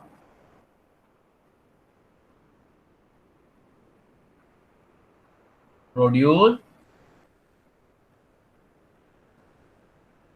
an enantiomer pair, इसमें एनेंशियोमर पेयर नहीं बनता है। जो आपका रहता है रिटेंशन उतना ही रहता है। तो पिछले में क्या इंपॉर्टेंट चीज थी, पिछले में ये था कि भाई यहाँ पर एल्काइल आइसोसाइनेट मेजर प्रोडक्ट बनते हैं, इसी का बनना ही रेट डिटरमिनिंग स्टेप है। इसलिए आर जो होगा ये कार्बन 12 या कार्बन 14 लूंगा तो इसके रेट में फर्क पड़ेगा। अगर हैवी लेता जाऊंगा कार्बन, क्यों कार्बन ने यहाँ से उठ के यहाँ जाना है, तो ये रेट पर फर्क पड़ेगा। लेकिन OH कुछ भी ले ले, OH OD ले ले, उससे कोई फर्क नहीं पड़ना रेट पर। दूसरा, जिस कार्बन को आप माइग्रेट कर रहे हो, जिस एल्काइल ग्रुप को माइग्रेट कर रहे हो, उसके कॉन्फ़िगरेशन के अंदर कोई डिफरेंस नहीं आएगा, कॉन्फ़िगरेशन जैसा है वैसा ही रहेगा। क्लियर बेटा? यहां तक क्लियर है? चले आगे। Yes, sir. अब देखो, बिकॉज ये एंडिंग की रिएक्शनें हैं, तो इन रिएक्शनों में क्या होता है कि जो पहले जितने चैप्टर पढ़े होते हैं उनके क्वेश्चन भी वो अटैच करके दे सकता है आपको, तो वो क्वेश्चंस की ब्यूटी अलग हो जाती है। उसमें हम जैसा सोचते हैं उससे कुछ डिफरेंट एग्जाम्पल हमको मतलब आंसर मिलने लगते हैं। वो कैसे, तो आपको हर एक छोटे बड़े पॉइंट पर ध्यान देना है, नोटिस करना है आपने। जैसे देखो, note number 1,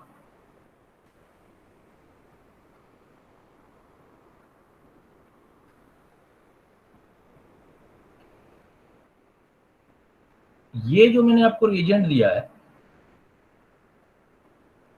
bromine plus KH, ये रिएजेंट बेस, ब्रोमीन की प्रेजेंस में बेस, ऑर्गेनिक केमिस्ट्री के एंड तक आप पहुंच गए हो, नाइट्रोजनस कंपाउंड चैप्टर पढ़ रहे हो, तो ये रिएक्शन जो आपने देखा है, ये रिएजेंट आपने दो टाइप की रिएक्शन में देखा। ये आपने कौन कौन सी रिएक्शन देखा था, बता सकते हो बेटा? ब्रोमीन और KH कौन कौन सी रिएक्शन में यूज होता है?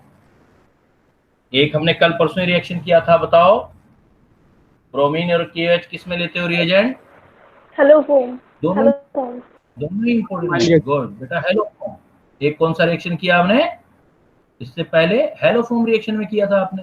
वो किसकी होती थी? वो मिथाइल कार्बिनोल या मिथाइल कार्बोनिल कंपाउंड में होता था। और एक आज यूज कर रहे हो ब्रोमीन और KH, तो ब्रोमीन और KH आज यूज किस में कर रहे हो? ये भी H से स्टार्ट हो रही है, लेकिन ये कौन सी रिएक्शन है?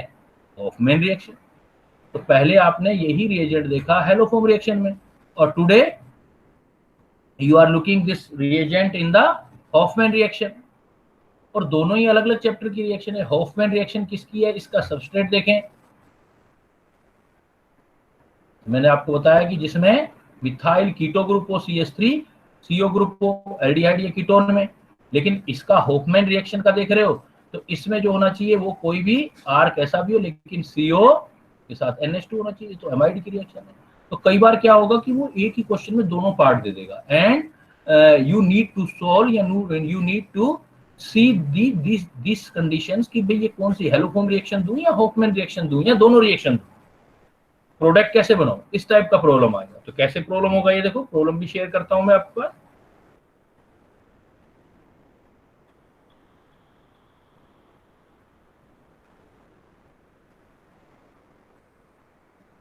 सपोज ये वाला एग्जाम्पल,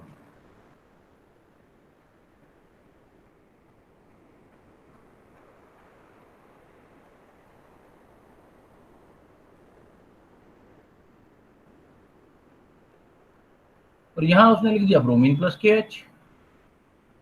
अब देखो, अगर इस मॉलिक्यूल को आप देख रहे हैं ध्यान से, तो इधर देखेंगे तो CONH2, ये तो हमारे पास 1 डिग्री यहाँ प्राइमरी और 1 डिग्री अमाइड आ गया। और प्राइमरी 1 डिग्री अमाइड के लिए ब्रोमीन और KH तो आपको हॉफमैन ब्रोमेमाइड रीअरेंजमेंट देता है, हॉफमैन ब्रोमेमाइड रिएक्शन देता है, हॉफमैन रीअरेंजमेंट रिएक्शन देता है, हॉफमैन ब्रोमेमाइड रीअरेंजमेंट रिएक्शन दे रहा है। और अगर मैं इस साइड से देखूं, देखो सेकंड साइड देखो, CH3CO। अब CH3CO देख रहे हो, ये तो मिथाइल कीटो है, ये जो आ रहा है वो तो मिथाइल कार्बोनिल पार्ट है। और मिथाइल कार्बोनिल पार्ट है, इसके लिए ब्रोमीन और KH तो हेलोफॉर्म रिएक्शन देता है, halo HF reaction, haloform reaction दे रहा है। इधर हॉफमैन ब्रोमेमाइड रिएक्शन दे रहा है। तो इसका मतलब मुझे दोनों जगह रिएक्शन देना पड़ेगा। जैसा इसमें बनाया था वैसा इसको पहले सोल्व करते हैं। सपोज ये वाला, अगर हम इसको रिएक्शन को सोल्व करेंगे तो उसमें हमने क्या क्या करना था वो हटा देते हैं। ऐसा क्यों हमने सोल्व किया था, तो हमने क्या किया था, CO को हटा दिया था और इधर से H को हटा दिया था, तो बाकी पार्ट जैसा था वैसा रह गया था। तो ये COH2 हट के यहाँ क्या आया, CH2 CO हट गया था और इसकी जगह ये वाला H आ गया था NH2, अगर D कर देता हूँ यहाँ पर कंफ्यूजन हटाने के लिए, ND2।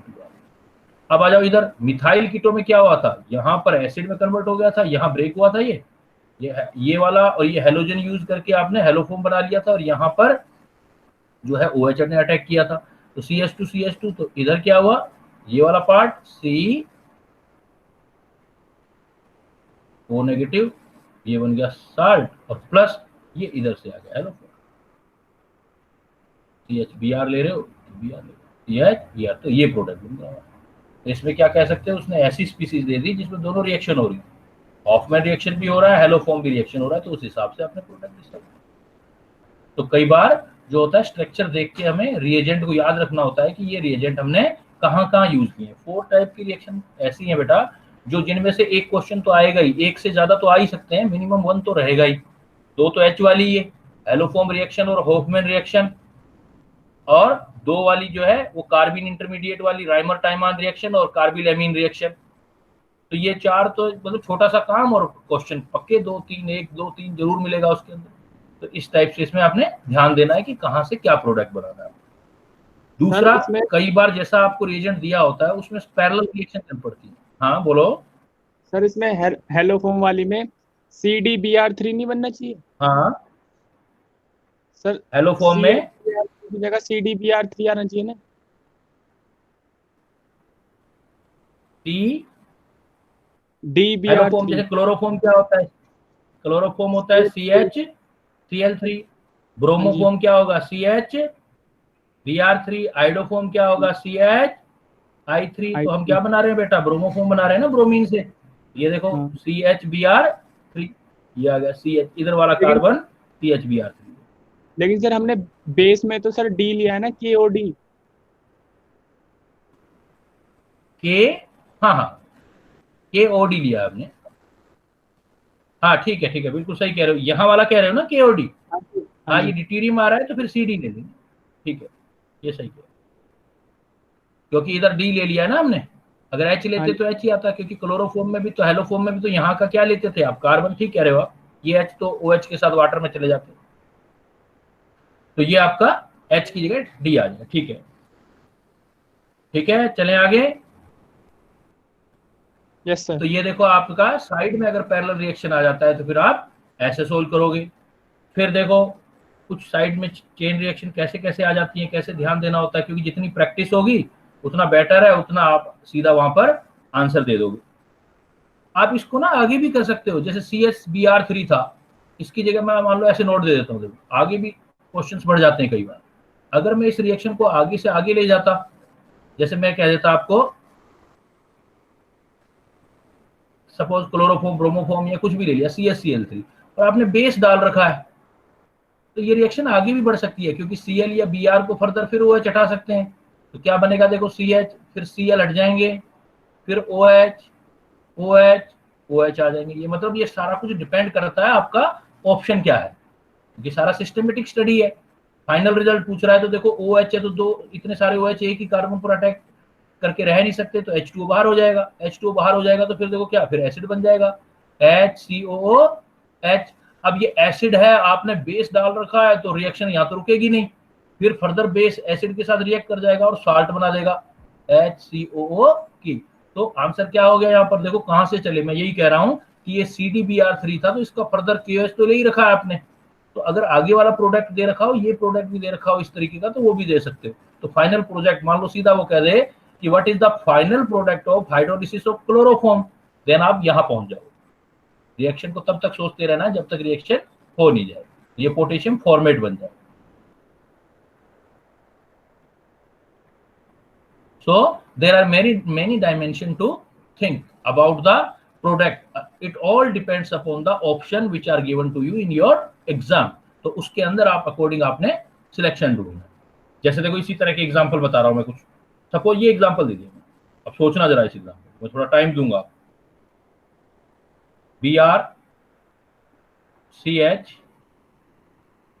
CH3, CO,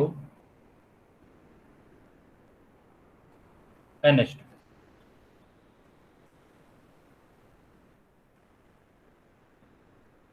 मैंने आपको बेस की प्रेजेंस दी ब्रोमीन के साथ, बेस की प्रेजेंस। तो देखो बनाओ प्रोडक्ट क्या बनेगा, सोचो इसका आंसर।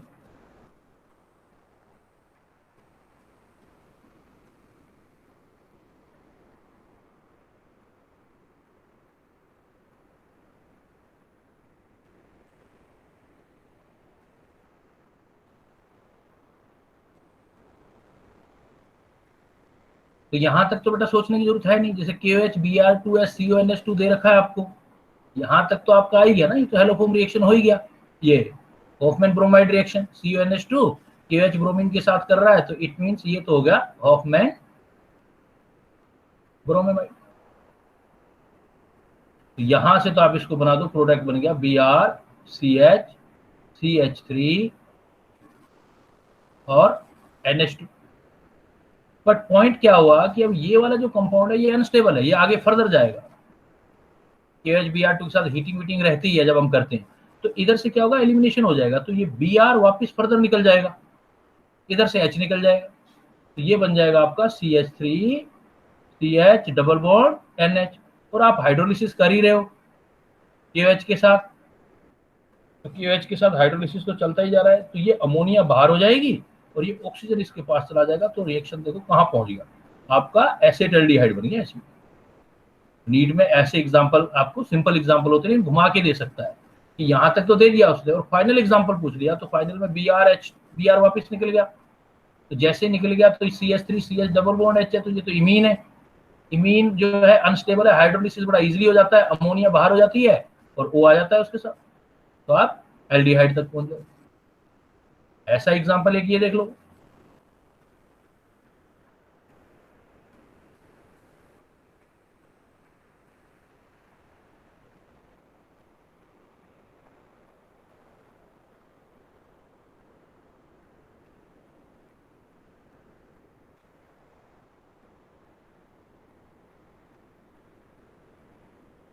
सपोज ये एग्जांपल, यहां ब्रोमीन दे दिया, ये KOH दे दिया, ब्रोमीन KOH के साथ, तो प्रोडक्ट फाइनल प्रोडक्ट कहां तक पहुंचाएंगे देखो जाकर के, तो यहां देखो आप, यहां तक तो वही एमाइड है ये, और ब्रोमीन KOH दे रखा है, तो होफमैन ब्रोमाइड रिएक्शन तो हो ही गई है, तो ये बन गया मेरे पास CH लेकिन जैसे ही NH2 आ जाएगा तो double bond single bond double bond single bond NH2 का लोन पेयर है, तो ये अगर हमारा फर्दर इसमें हो गया तो इसके अंदर टोटोमेरिज्म पॉसिबल है, जैसा इसमें भी वही चीज हुई थी, टोटोमेरिज्म ही हुआ था, तो ये हाइड्रोजन जो होगा उधर ट्रांसफर हो जाएगा, तो हाइड्रोजन ट्रांसफर हो गया, तो ये इधर बन गया CH2। ये अनएक्सपेक्टेड रिजल्ट वाले कुछ एग्जांपल होते हैं, रेयरली आते हैं, लेकिन ध्यान रहे आपका CH2 अब CH NH हो गया, फिर आपका फर्दर हाइड्रोलिसिस होगा, ये टूट जाएगा, तो यहाँ पर ऑक्सीजन आ जाएगा, फिर जैसा अभी प्रोडक्ट बनाया था वैसा प्रोडक्ट बन जाएगा आपका।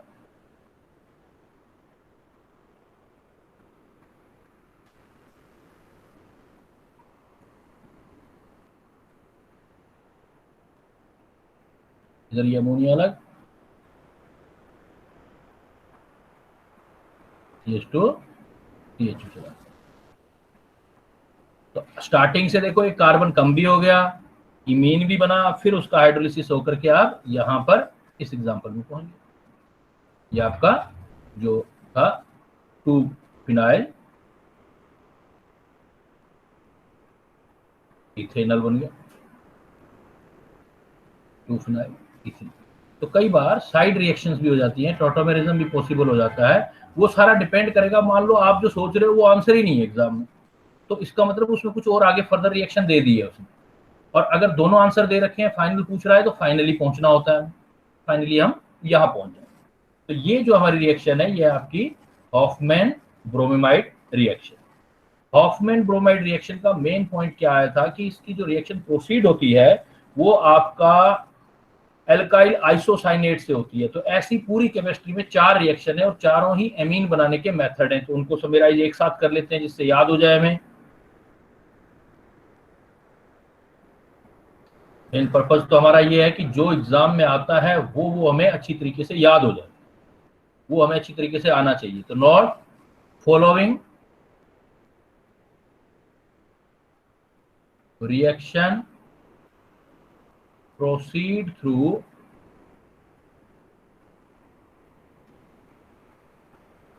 एल्काइल आइसोसाइनेट इंटरमीडिएट, इनमें से कोई भी रिएक्शन आ जाए तो वो आपने, जिसमें से एक हमने पढ़ ली हॉफमैन ब्रोमीमाइड, एक रिएक्शन होती है आपकी कर्टियस, एक रिएक्शन होती है आपकी स्मिथ, लोशन भी ले सकते हो, लोशन भी इस तरीके से ही जाती है अप्रोक्सीमेट। तो कर्टियस और स्मिथ दोनों एक जैसी सी रिएक्शन है, ध्यान रखना है। इसमें सबस्ट्रेट आपका था एमाइड, तो कर्टियस सी से याद रखना। यहां पर एसिड का क्लोराइड होता है RCOCl, और स्मिथ में एसिड होता है डायरेक्ट RCOOH। और रिएक्शन किससे करते हैं? RCOCl का रिएक्शन करना है तो देखो एसिड का क्लोराइड है तो यहां भी क्लोराइड ही लेंगे, N, जैसे ये एसिड है तो यहाँ एसिड ही लेंगे, जैसे N3H, ये अमोनिया नहीं है बेटा, ध्यान देना, ये अमोनिया नहीं है, इसको बोलते हैं हाइड्रोजोइक एसिड, हाइड्रोजोइक एसिड। तो N3H है, तो इसमें होना क्या है कि वही है, रिएक्शन तो सिमिलर है, वो है चटके, इसका है चटके, वाटर हट जाएगा, और ये NaN3 आ जाएगा, साल्ट आएगा NaN3। देखो ये भी साल्ट है, RCOCl मतलब एसिड का डेरिवेटिव है, ये एसिड नहीं है। अगर एसिड लोगे तो एसिड लेना है, नहीं लोगे तो एसिड का डेरिवेटिव लोगे तो इधर भी जो है साल्ट लेना है, NaNA3, दोनों में एक जैसा ही है, बस फर्क है, ये याद रखना। कर्टियस सी है तो यह क्लोराइड आ गया, और ये स्मिथ रिएक्शन है तो इसमें कार्बोक्सिलिक एसिड डायरेक्ट आ जाएगा। तो RCOCl, तो इसमें वही आ जाएगा, रिएक्शन वही होना है, RCON3, ऐसे होता है, N double bond N3, nitrogen बाहर निकल जाता है, वही R जाता है, वापिस अल्काइल आइसोसाइनेट बनते हैं RnCO। सिमिलर इसमें भी वही चीज बननी है, सेम RCOH हटके ये भी यही चीज बन जाएगा, उसमें नाइट्रोजन बाहर निकलेगा। इसमें जो है वो आपने स्टार्ट करना है एस्टर से, एस्टर में रीअरेंजमेंट होकर के इसको भी आइसोसाइनाइड में पहुंचा के और बाद में हाइड्रोलिसिस कर देने सभी में, और RnH2 बन जाए। तो आपने ये 4 रिएक्शन देखो अब,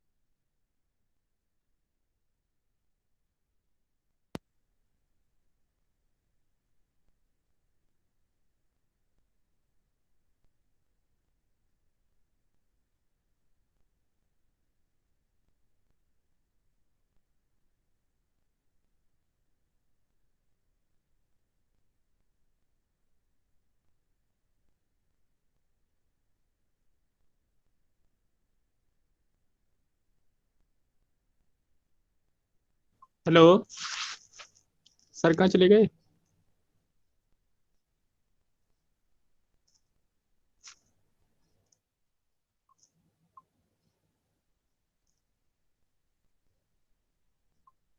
बेटा वेट करो अभी। जी सर।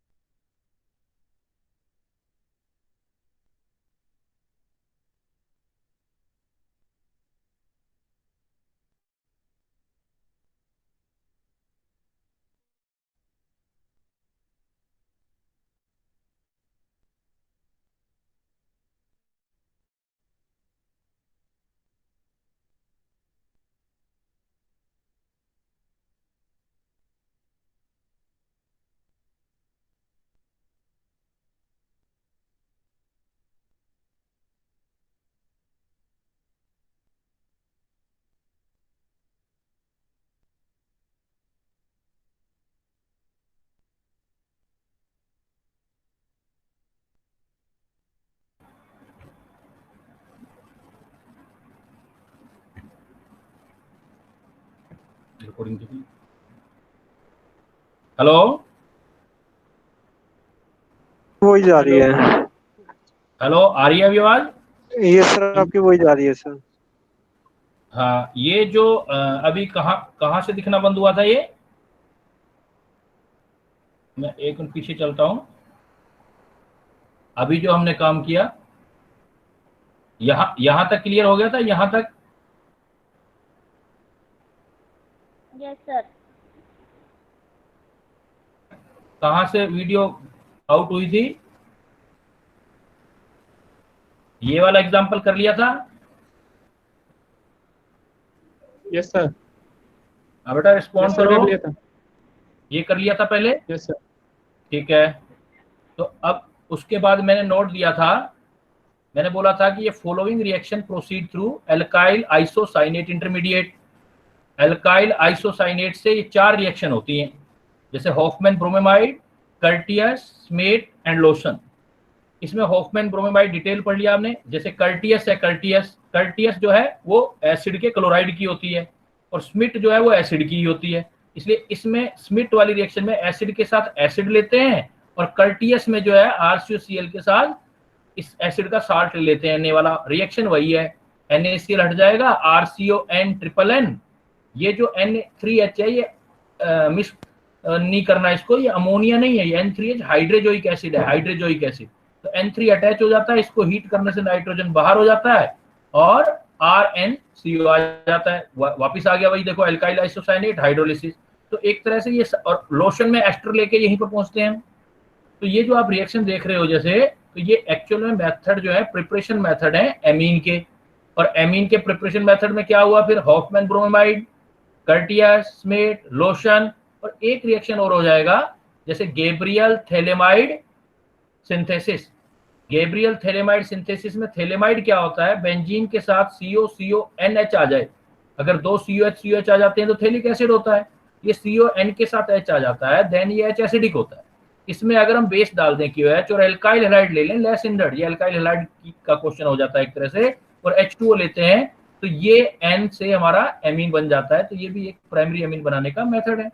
तो प्राइमरी एमीन बनाने का मेथड है, तो रिएक्शन कैसे हो रही है देखो, सपोज आपने रिएक्शन कैसे हुआ इस पर देखते हैं अब हम। तो आपने लिया थैलेमाइड, ये बेंजीन CONH GOC वाली रिएक्शन कंसीडर करो, आप KH के साथ रिएक्शन दोगे तो एसिड बेस रिएक्शन जाएगा, ये आपका एसिड हो जाएगा और ये आपका बेस हो जाएगा। तो इसका OH और इसका H वाटर रिलीज कर देंगे, इधर साल्ट बन जाएगा।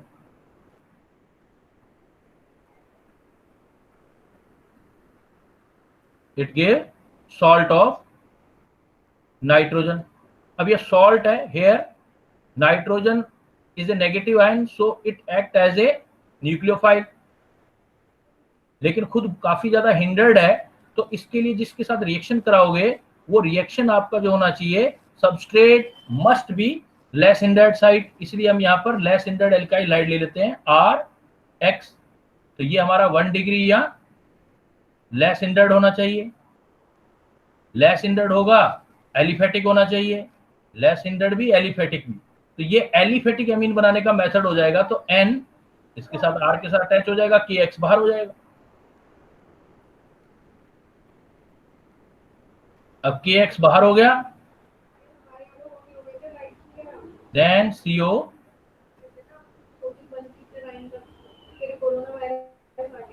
N के साथ R आ गया, KX बाहर हो गया। अब आप इसका हाइड्रोलिसिस कर दो, हाइड्रोलिसिस तो कर ही रहे हो KH के साथ जो ले रहे हो आप।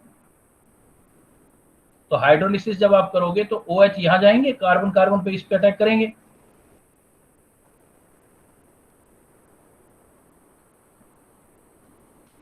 तो ये आपकी पहले तो ऐसी रिएक्शन बन जाएगी COOH,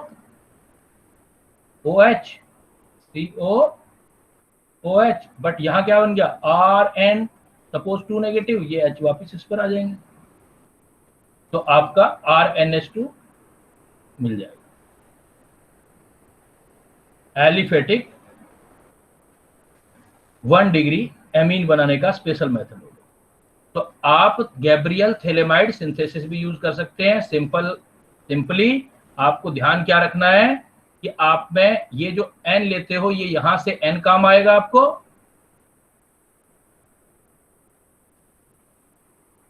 ये वाला N और इधर वाला R, और बेस जो भी हाइड्रोलिसिस लोगे तो उसके जो बेस आएंगे आपको वो बेस वाले H यूज आएंगे, तो RnH2 बना सकते हो। तो गैब्रियल थैलेमाइड सिंथेसिस भी आप कर सकते हो। अब आपकी जितने भी मेथड ये देख रहे हो प्राइमरी एमीन या सेकेंडरी एमीन के हो रहे हैं, नंबर 1 ये, और नंबर 2 ये है कि अगर आपको 2 डिग्री या 3 डिग्री बनाना हो तो कैसे करोगे। या एक चीज और कि थैलेमाइड में ही मैंने ऐसे दे दिया,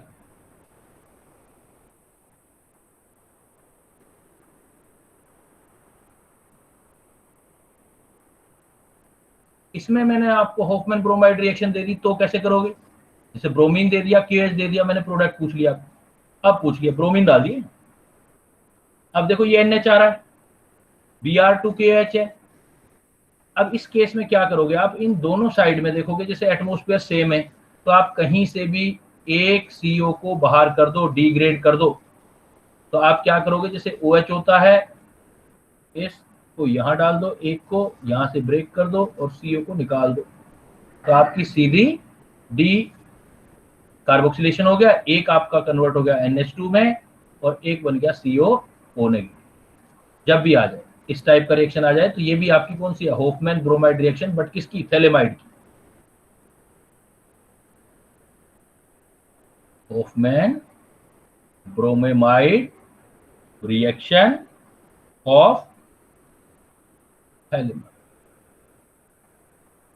अगर आपके पास ऐसा प्रॉब्लम आ जाए कुछ, मैंने आपको रिएक्शन तो यही वाला दे दिया लेकिन एटमॉस्फेयर सेम नहीं दिया, CO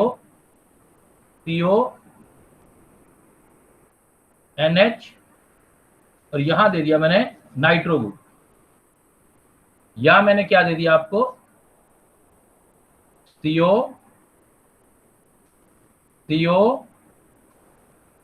N के साथ H और यहां दे दिया OCH3। अब देखो कैसे सोल्व करोगे। अब दोनों का एटमॉस्फेयर सेम नहीं है क्योंकि इधर NO2 आ रहा है, तो NO2 का जो इफेक्ट होता है वो -I-R होता है, इलेक्ट्रॉनों को खींचने वाला। तो जिस जगह पे पॉजिटिव चार्ज ज्यादा आएगा तो ये अपना इफेक्ट देता है पैरा पर, तो इससे ये वाली डिस्टेंस जो है ये पैरा है और ये वाली पैरा नहीं है, ये मेटा है। तो पैरा पर अपना इफेक्ट दिखाएगा ये, तो यहां पर पॉजिटिव चार्ज ज्यादा आ जाएगा। पॉजिटिव चार्ज ज्यादा आ जाएगा तो इसका फर्क क्या पड़ेगा, जब आप इसका जब करोगे होफमैन ब्रोमाइड रिएक्शन, तो जो OH का अटैक कराओगे वो इस कार्बन पर अटैक कराओगे, तो इसका मतलब ये बॉन्ड यहां से ब्रेक होगा। यहां से ब्रेक होगा तो जो CO2 बाहर निकलेगा वो ये वाला निकलेगा क्योंकि यहां माइग्रेट होगा ये इसके साथ। तो क्या ऊपर वाले में फर्क क्या पड़ा आंसर का, ये आंसर आ गया C, ये वाला एसिड में कन्वर्ट हो गया, इधर डायरेक्ट NH2 में नाइट्रो अपनी जगह रहेगा।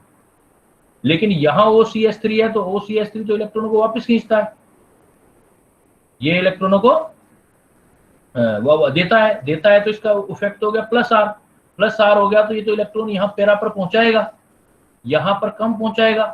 तो यहाँ अब की बार जिस पर ज्यादा पॉजिटिव चार्ज आएगा, इसने इलेक्ट्रॉन सप्लाई यहाँ -IR का मतलब इलेक्ट्रॉन खींचे थे, तो इसलिए यहाँ पॉजिटिव चार्ज ज्यादा आया इसके कंपैरिजन में। लेकिन यहाँ देखोगे पैरा पोजीशन पर ये है तो यहाँ उल्टा देगा इलेक्ट्रॉन ये, तो यहाँ लेस पॉजिटिव चार्ज रहेगा। लेस पॉजिटिव चार्ज है तो OH का जो अटैक करोगे अब की बार इस कार्बन पे करोगे, यहां से बॉन्ड टूटेगा, तो NH का CO हटाना होता है तो ये हटेगा आपका, तो इसका आंसर आपका ये प्रोडक्ट हो जाएगा OCH3 NH2 और इधर। तो आप थैलेमाइड की क्या क्या रिएक्शन आ गई आपके पास, आप थैलेमाइड में दे सकते हो गैब्रियल थैलेमाइड से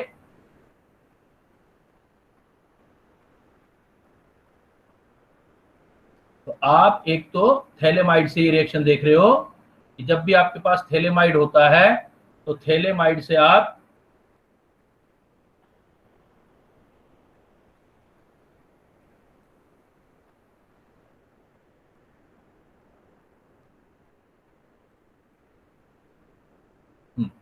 थैलेमाइड से क्या कर सकते हो, आप थैलेमाइड में जो एल्काइल है उसके साथ N दे दोगे, इसका RNH2 बना सकते हो। इसको बोलते हैं गैब्रियल थैलेमाइड सिंथेसिस। लेकिन थैलेमाइड से डायरेक्ट आप होफमैन, वापस देखो होफमैन, क्योंकि नाइट्रोजनस कंपाउंड का most very very important part is the ये जो होफमैन ब्रोमाइड रिएक्शन है, इसका आप होफमैन ब्रोमाइड भी कर सकते हो। तो एक CO2 को बाहर निकालना होगा और एक पर OH डाके एसिड में कन्वर्ट करना होगा।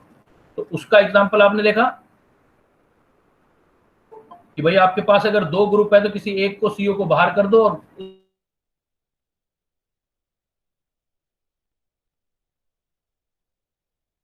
उस पर एक्स्ट्रा ग्रुप H यानी कि एसिड को उसमें कन्वर्ट करना है जिस पर पॉजिटिव चार्ज ज्यादा हो, मतलब -R वाला ग्रुप हो तो उस कार्बन पे OH लगाना है, और +R वाला हो तो पैरा पोजीशन वाले पे OH नहीं लगाना है, तो OH इधर वाले पे चला जाएगा।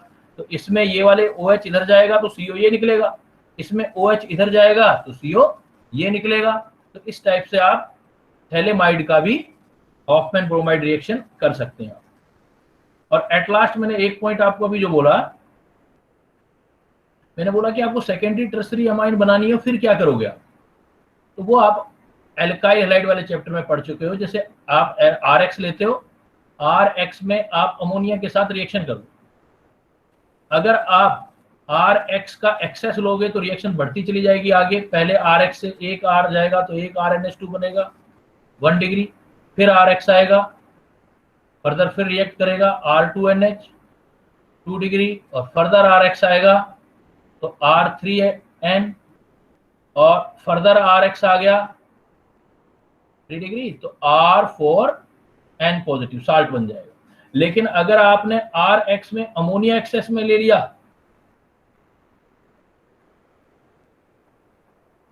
तो रिएक्शन यहीं रुक जाएगी, क्योंकि R तो एक ही आपके पास RNH2।